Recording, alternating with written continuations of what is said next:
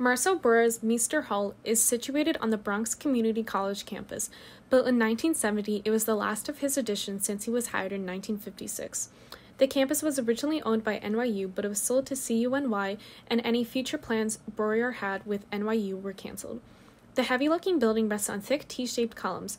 However, proportional to the rest of the building, the massing of the columns seemed impossibly supportive. At an even smaller scale, the indentations of the facade are the inverse of some of the most classical buildings on campus. These indentations form a dense grid across the facade, which break up the overwhelming nature of the brutalist style of Meester Hall. There are multiple massing scales at play in this one building.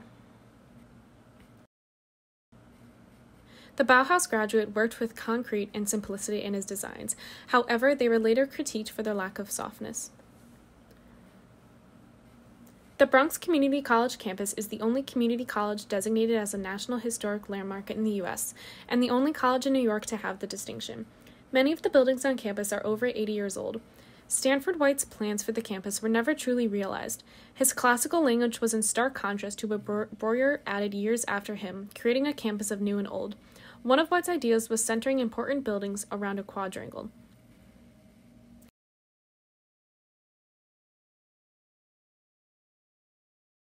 The Gold Memorial Library is the most classical building on campus. It has glass-domed ceilings and large columns in front. Its inspirations were from ancient Rome and the Pantheon, and then in turn, the Thomas Jefferson Library at the University of Virginia. Its formidable statue is eased by apertures on all sides, and its portico.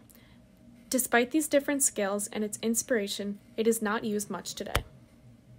The Hall of Fame for Great Americans wraps around the library. It too uses a classical colonnade form, and it holds busts of famous Americans. It is extremely open in comparison to the dense library it surrounds, which provides a relief from the intense buildings that fill up the campus. The thin columns that hold up the roof have a similar effect to the columns that hold up Meester Hall.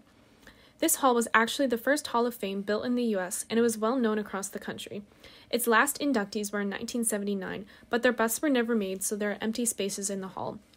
Its symbolism as a shrine has been lost, as it is a representation of a bygone era.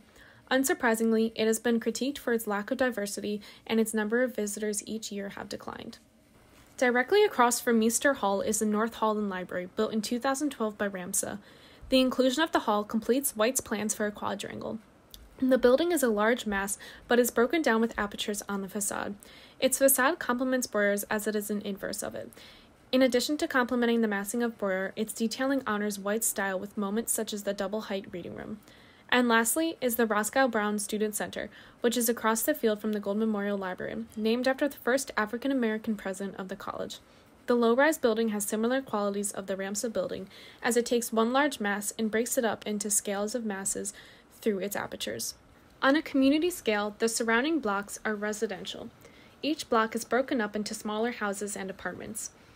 Despite their differences in architectural styles, the campus and its surrounding areas form a cohesive unit due to its system of various scales of massing, both within their structure but also in their relationship to each other.